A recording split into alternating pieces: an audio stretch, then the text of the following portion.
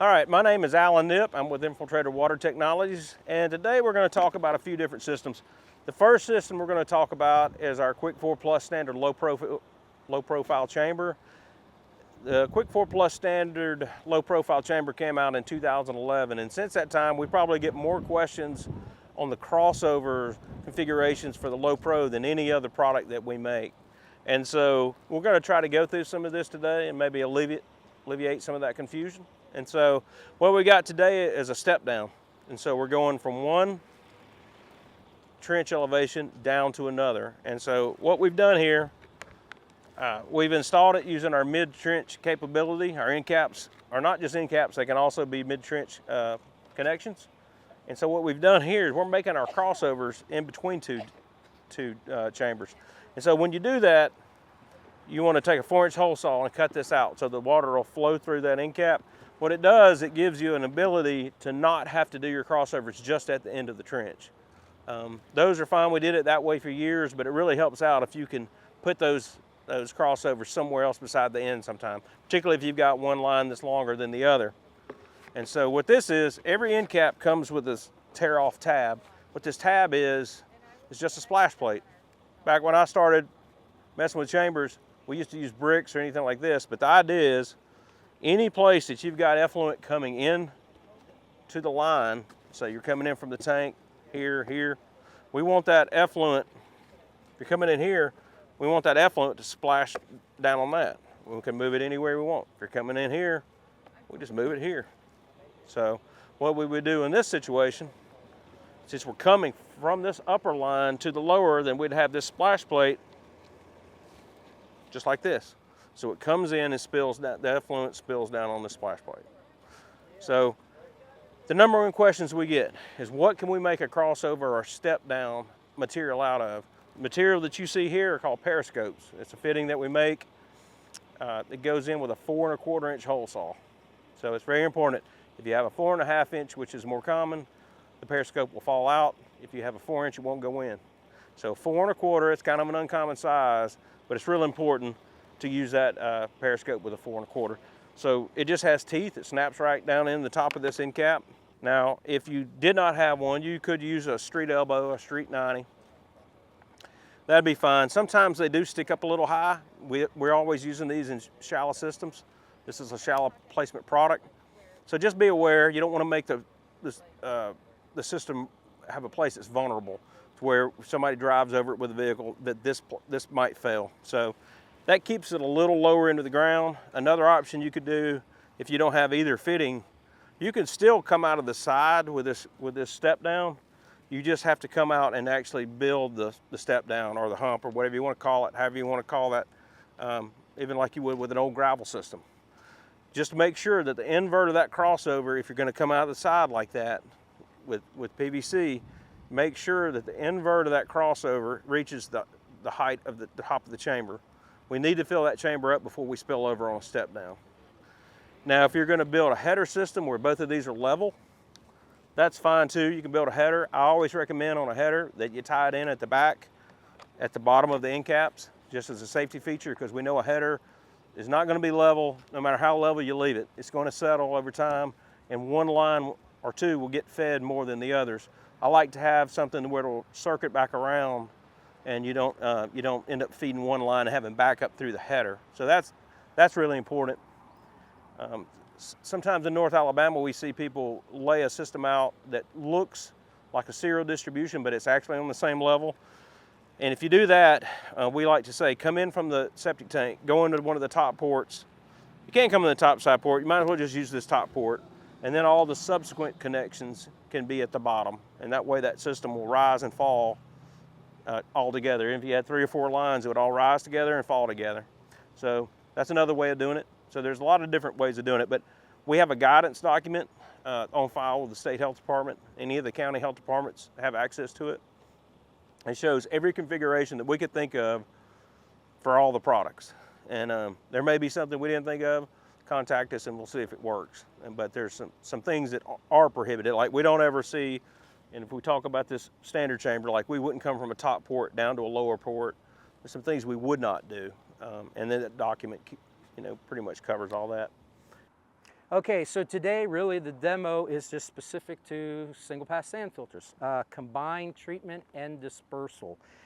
This is kind of unique. Usually most of our states' rules and regulations have created silos in the code, and those codes simply say you're a drain field or you're an ATU, right? And so over the last, really in the Southeast in the last 10 years, these type of products have come up where they are combined. So what we're looking at in both the ATL and the AES is a combined use system. And so we will talk in the next few minutes about how it acts as a drain field or a bed, and we'll also speak just a few minutes about the treatment.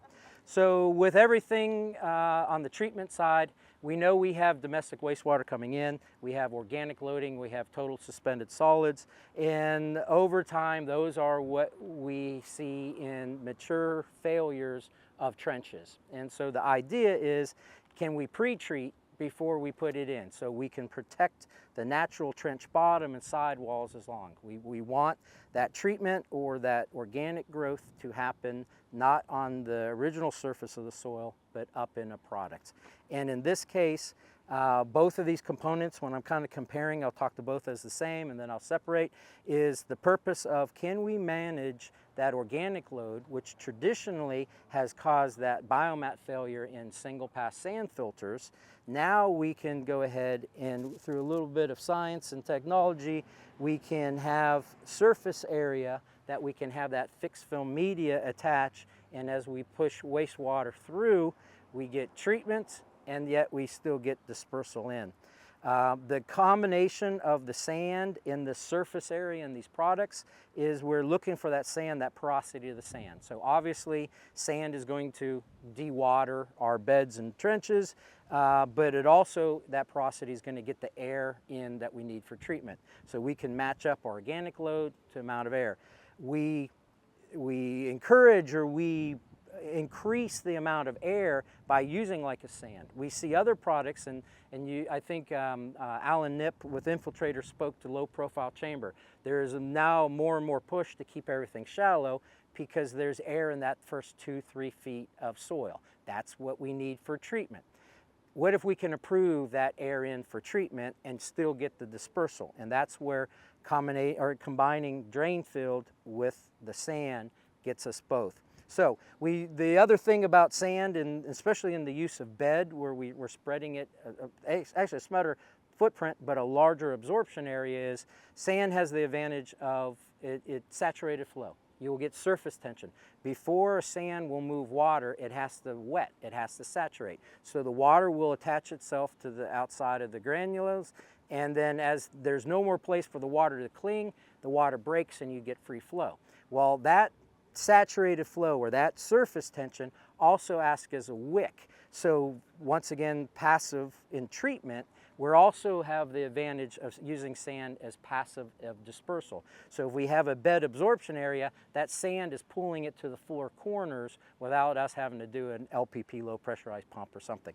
There's a limit to that, but the sand is purposeful for several: for hydraulically balancing an absorption area, for aerating, getting air in, and then of course getting water out. So sand is key. In fact, with our sand, it's very specific. We worry about fines. We don't want it too coarse because it flows too fast. We don't want it too fine because we don't get that permeability, porosity, and more importantly, those fines often settle at the bottom and change our loading rate. So very specific on the sand. The next is surface areas. There's done different ways. One of the things with the Advance is that it does have this felt here in the bottom. What this does do is actually purposefully gets a little bit of that biomat restricted flow. So we will have a little bit of a ponding. That gets us conveyance to the end. A lot of times on old rock conventional systems, the water would hit the first section, go straight to the bottom, and the rest of the flows on the trench bottom.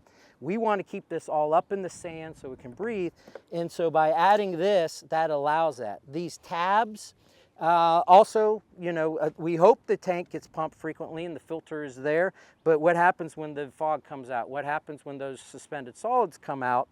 That these tabs are actually purposeful. They act as skimmers. So since we have this little bit of a ponding effect going on in here as this goes up, this keeps those floaters in the pipe and away from the surface area that we want the treatment. So it kind of protects the next part of it.